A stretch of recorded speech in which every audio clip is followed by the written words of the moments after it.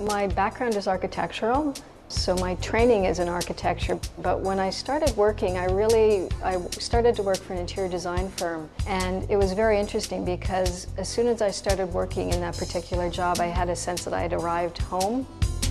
When you work in interiors, you're working at a different scale in terms of the spaces that you design. And when you think about it, the spaces that you occupy and live in really are more the interior of a building. So for me, interior design has more relevance and it has more impact on people's lives. And I think it's a really great creative release. When we approach interior design as our firm Cecconi Simone, we always look for solutions that are more enduring and have more of a shelf life to them. Having said that, we always work very closely with the client, and all of our projects are very different for that very reason, because every client is different and they have different needs, different desires and different wants. So when we come up with a solution, we spend a lot of time with the client to understand who they are, how they live, what their interests are, what do they surround themselves with, and that enables us to do a custom design that is catered to that individual person or that family. The kitchen, I believe, is the soul of a home, and it's where everyone congregates, it's where you get together with family and friends, and it's a very social part of a home. Originally, the house that was on the property was a tiny little 600 square foot home. It was attached to the two homes that are here in front of us. We started with a fresh palette. I had total freedom from a design perspective to be able to design it in the manner that we wanted it designed and to work in the way that we use our home and how we use our kitchen. It was really important to have something that was very timeless and something that was very enduring from a stylistic standpoint, but also from a functional standpoint. We had decided to use Corian for not only the countertops, but it's also for all the faces of the cupboards as well, and the faces of the refrigerator.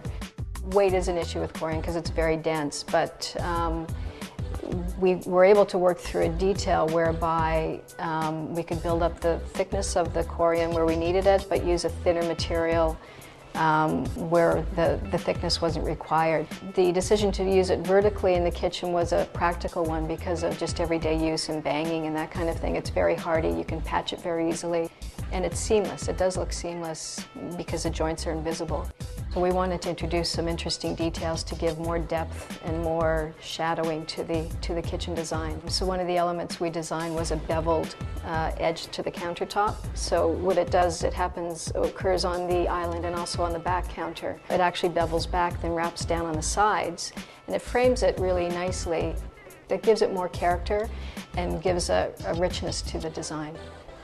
The key for us was having a big island in the center of the kitchen because inevitably everyone ends up in the kitchen and congregates there. So we wanted to create one that could accommodate a lot of people, both seated and standing. So that was kind of the grounding element of the design concept. The main focus for us is the range that's in the middle of the island. We really wanted all of the commercial cooking aspects that it offers. The decision then was, how do we work with it in this minimal design to kind of minimize the visual impact of it, but still benefit from all the functionality of it. And that's when we decided it's best to put it in the island. And if you notice, it's slightly lower than the countertop, and then everything else around it kind of is in balance with it. There's a nice contrast between that piece and everything else kind of disappearing into the kitchen.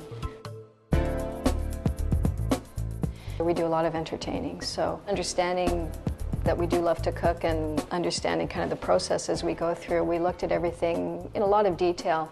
For example, the sinks that we've used are extra deep so that if you've got dirty dishes or you're soaking something, it's in the sink but it's out of sight. And it's all part of the whole idea that the kitchen is really part of the living room. So we wanted to design it so that it still functioned very efficiently, but the aesthetic was always the balancing, the balance to the functional aspect. The lack of handles was done on purpose. It was important to me to have things that were more obscure, more hidden. We wanted the fridges to disappear altogether. We wanted it to be very clean and streamlined, but very minimal and try and keep it timeless.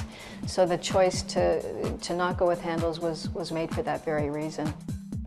It's easy to do it on cupboard doors and drawers, but when you look at appliances and things, it gets a little trickier. So we were able to do some fancy design work with the fridges where we were able to conceal the handle so it basically looks like a nice slit or a reveal on the face of the cabinets. One of the elements that we put into the kitchen that I think is a really nice design element is the floating glass shelves. Given the white palette of the kitchen, anything you put in on those shelves really stands out and makes a strong statement. It becomes more of a feature or an art element, and you can change it up and refresh it. The panel was always conceived, it was always part of the original design. The reason for using the wood is to soften the whiteness of the space. We felt that it was nice to have a warm element within the space. It allows to privatize. Because it's open slats, it doesn't feel like you've closed off a room entirely, and it's carried through that horizontal line element that's introduced in the kitchen. And it's a way of layering your spaces as well and create flexibility in how you use the space. My favorite part is it's very accessible and it's very functional. Like, it's a very functional kitchen. I love it. I absolutely love using it. I spend most of my time that I'm in this house is in the kitchen. If I were to do it again, I'd actually make the island bigger.